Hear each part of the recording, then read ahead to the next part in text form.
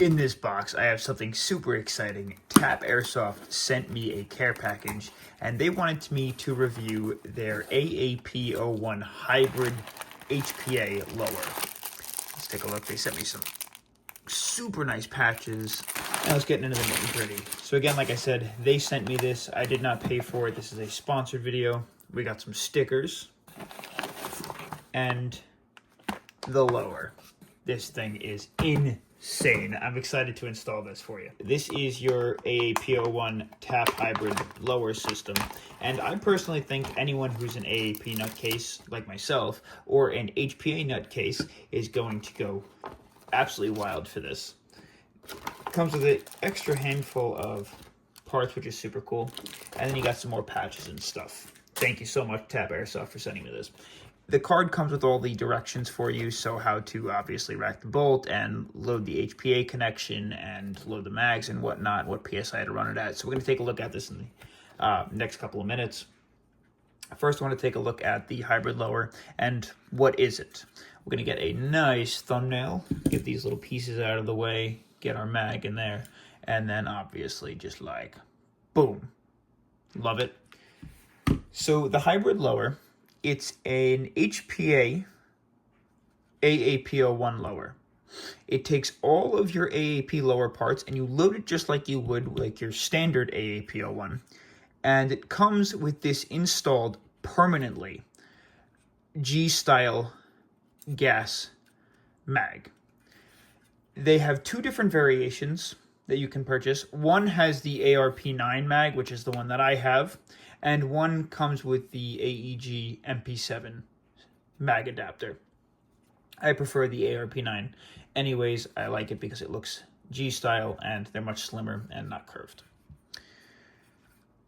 Here's your HPA line. You'll see your ARP mag sits right in the bottom. And then here's your mag release right here. So you won't need the AAP mag release. They are kind enough to send you an extra feed lip, an extra mag release, and what do we have here? I believe that's the base plate that goes right in there. Cool. Crazy enough, this thing is 3D printed, and the quality on the printing is incredible. They also have the option of coming Cerakoted. You can pay a little extra and get them in black and red, you name it. They have a bunch of different colors that you can get them Cerakoted in before you purchase them. That's super cool. But let's go ahead and get this installed, and obviously we'll do some field testing. This is super cool. I love the shape of it. It looks like crazy futuristic. So for the AAP01, this is just my stock AAP01, the one that I use as a secondary. I have a primary. This is my secondary AAP. The only things that I did change on the inside of it are the upgraded hammer products and the upgraded pins. The upper is completely stock, but we don't have to touch that. We just got to break into the lower. We're going to grab some tools and start breaking it down. We need to punch the pins out to start off and make sure they go out the correct direction. So punch 1 and 2, and both should come right out the bottom. And we'll get this little tray because we're going to need it to reinstall all of our parts. Now what we're going to do is pull the trigger, push this button back, and then take our whole hammer system out. And don't touch that because we're just going to reinstall it just like that. You are going to want to pull off your upper and lower release and the spring that comes with it. Go ahead and get this in there. And then now we have to get into the trigger system. For the trigger system, we want to get rid of the safety first. And we're just going to pry this arm up, push it out the right to left. And that should drop right out. Inside the trigger box, there's a ton of different springs and stuff you're going to want to be super careful with when disassembling. But we're going to go ahead and attack screw 1, screw 2, and screw 3. And this should totally release everything from the inside of the trigger box. And then we'll pull the pin out. So we'll pull the center one out first. Pop the top ones off. And the bottom ones.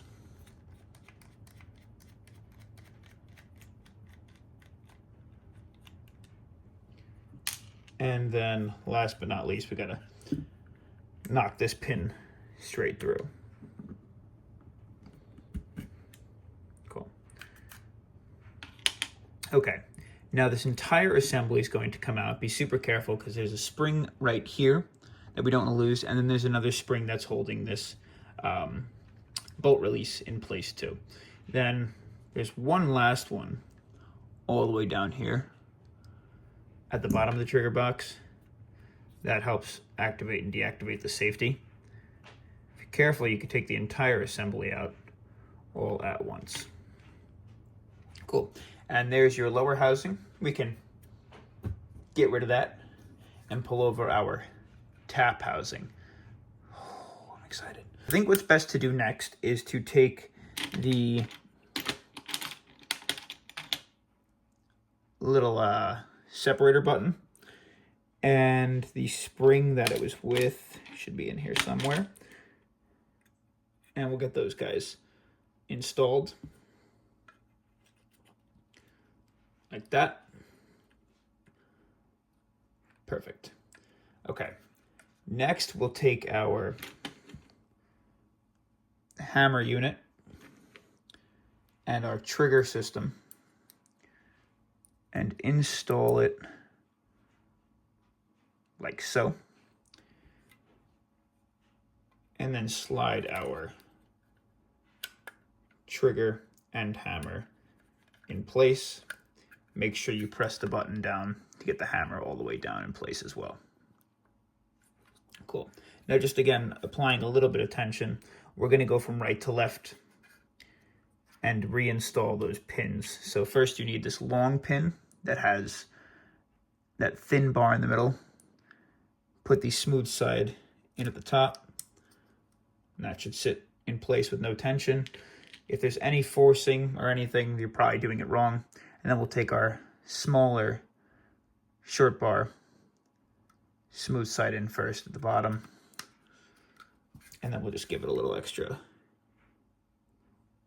push in place. Cool. Okay. Awesome. And that should be nice and snug. Now next, your standard installation for your AAP01 would be a little bit different, but with this lower, we have to do things a little differently because we have this magazine look-alike here that we can remove. Unlike when we do a regular AAP takedown, you can remove. So I think what we're gonna do first is take the bolt release and this C-shaped spring, take that spring in this orientation with that little leg nub at the top and that arm that points left on the bottom. And we kind of want to generally install it like this, with it as close to the left side as you can get it. And it's going to sit on the left side of our trigger and hopefully drop in place. I think we can get it, hopefully the first try. Hopefully the first try. It may need some convincing, which is why I brought a pair of tweezers with me. And it does look like we are in place. Now, holding tension here, we're going to just drop our trigger box in, and you want that little spring to sit up in the notch that's on the left. Boom. I don't know if you could see that, but the trigger, though, that spring is notched up here on the top left, and on the bottom it's sitting on that little arm, and that's the way to go, and it should be on the left side of the trigger. All I'm going to do now is ever so carefully, we're going to take our trigger spring, and we're going to install it on this pin facing this way, and with the other open side on the bottom. So we want to do as minimal amount of moving things around as we can to get this in place, because we don't want that spring that we just installed to come undone. Boom. And it should just drop right back into place. Make sure everything is set up the way that it's supposed to be. Looks like it is. So we're going to take our pin and drive it through the right side. Sometimes you just have to move the trigger around a little bit to get it to fit, but it looks like it's slid in place perfectly. Awesome. Take a look at that. All right. Now, for installation purposes on this guy, you do not have to install the bottom screw. It would have just been difficult for the threading, so they didn't actually put that in, but you do have to install the rights and lefts because those just screw into the trigger box. And obviously screwing these in will just help hold all of your work in place, and don't over tighten it. You don't want to crack the plastic. Because again, it is just a 3D print. It's sturdy, but it's just a 3D print. So just enough to hand tighten it, and then when it gets taut, just a tad bit extra. Cool. What we got to do now is connect that trigger spring to this little nub right here on the trigger bar, so you finally gain spring tension. Boom. Perfect. And just like that, you should have some spring tension on your trigger. Now we will install our safety. The safety will sit with the up logo facing up in the correct orientation, and we'll put it back in the way that it came out originally, like that. Sometimes these guys are a pain in the butt to stick in, sometimes they're not. Boom. And you should notice free range of motion and trigger stops. Safety is installed. I'm sorry that I have these ugly green camo parts. That's about it. The only part that you'll have left is your screw from that middle piece right here. Before we install everything, or the upper onto the lower, I just want to make sure everything works. And it looks like it does. So let's go ahead and get the upper on and see how it functions. First of all, the install is super snug. There is no movement in the upper. Test the hammer sets. Very impressive. The safety works. You can engage the mag catch. Dang. Okay, I'm so excited. We're going to take the AAP-09 mag, insert it on in. Very little wobbling, if any at all. Super snug. There's no up and down movement. And then the release is super simple. This is just a G&G AAP-09 AEG mag. I don't know if this is 120 or 60 round. And I hear you asking. We're going to do it before we head out, and then obviously we'll test it on the field. But I hear you. You want me to put on the custom and make sure that flies. That's so goofy. We're obviously going to field test these. And if I can get this off. Of course, the Cthulhu. This guy's become super popular, the Lancer Tactical Cthulhu. Let's see if that guy sits on top. Super snug.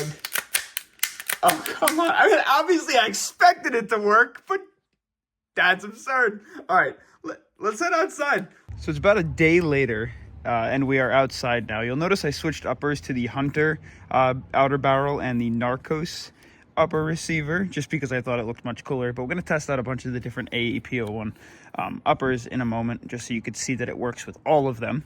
With your HPA tanks, they do recommend that you run it at like 100 to 120 PSI, so we're going to do that now. And to load your HPA Tapp recommends that you rack the bolt first and lock it back into place, just because when you do connect the line, it initially releases a very large amount of pressure, so you don't want to wind up causing damage to anything.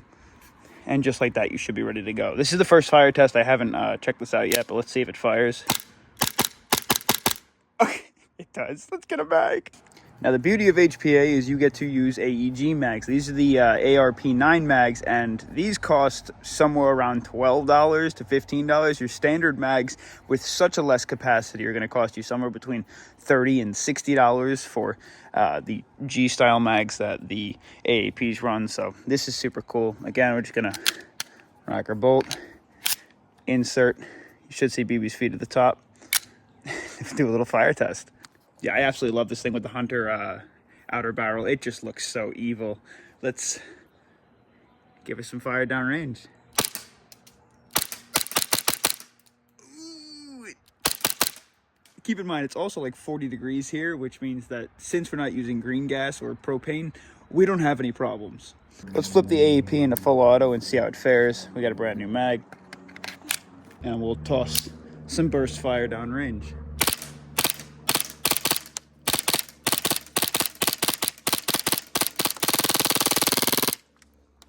And of course, the mag doesn't lock the bolt back because it's AEG. And I just have to be careful. I'm not used to HPA, so I got to remember that there's still gas flowing through the mag, and there are a little bit of BBs on the inside there because it does have a little feed tube, so you don't want to actually fire off any shots.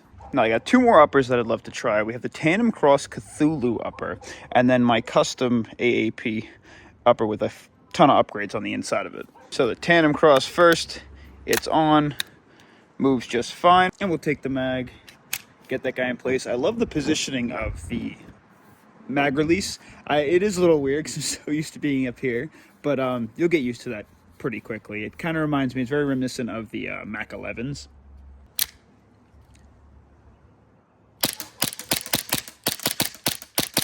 As expected, it works just fine.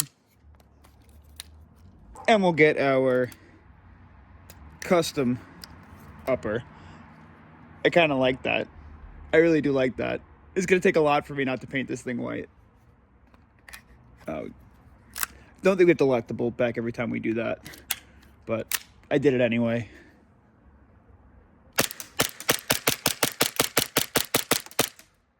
That sounds menacing. And again, worked just fine. Oh wow, it's really lucky with that one. Now, something to keep in mind as well, like I said before, there's BBs on the inside of there. There's like a small little feeding chamber with a feeding tube that's CNC machined, and they're locked on the inside. You can also see them from the top. There is a button on the bottom right here. If you just press that in, they come out, and then you can make sure obviously that it's empty and safe, and you can play with it. Now, I don't particularly know how to explain this to you without letting you come and feel it yourself, but it is insanely comfortable in the hand. The one thing that I do notice is this big space for your middle finger. It wraps so nicely around the grip. It just feels like it's part of your hand. As for the palm region, it's standard, it's regular. I do wish there was maybe like another finger indent here, but I understand you can't because of the mag. That's where the mag enters, so it's probably not necessarily possible. And the 3D print itself, without any Cerakote on it, it's soft. Like, not soft malleable, it's just, it feels soft, but in a way where it's not soft and slippery. It's like soft and provides a decent bit of grip. So even without having any gloves on, I'd imagine that due to this space where your middle finger gets around and the texture of the 3D print, it's not going to feel like it's slipping out of your hands at all. So final thoughts on the Tapp Airsoft AAP-01 hybrid HPA lower. I think it's phenomenal. A few of the things that I love the most about it is it's super comfortable in the hands. It does feel pretty high-end for a 3D print, and I'd imagine if you got a Cerakote job on this, it would look even more crazy. I'm not just saying this because this was a sponsored item and it was sent to me for free. This is my own genuine opinion. Tapp Airsoft is giving me my opinion, but I love the fact that I didn't have to modify anything. It is a total drop-in fit. Unlike a lot of other HPA AAP01 mods where you have to either grind out an area in the bottom and place this HPA pack in the back so that it works and feeds correctly, or where you have to use an adapter and you connect it into the AAP itself, and then you now have an extended adapter on the bottom that you have to press your mags into, and you have the risk of moving part inside the inside the grip and moving parts at the base of the mag where it connects. It is just super simple, super user-friendly, super consistent, and it works exactly as should. And again, like I said, whether you have a stock AAP01, a crazy upgraded upper and barrel, you want to use it with your Tandem Cross Cthulhu, your AAP01C, you name it, it's going to work, and I love that about Tapp Airsoft. So again, thank you Tapp Airsoft for sending me the hybrid lower. If you want to get yours, I'm going to post a link up here, and then I'm also going to stick it down below in the description. But until next time, thanks for joining me on this adventure.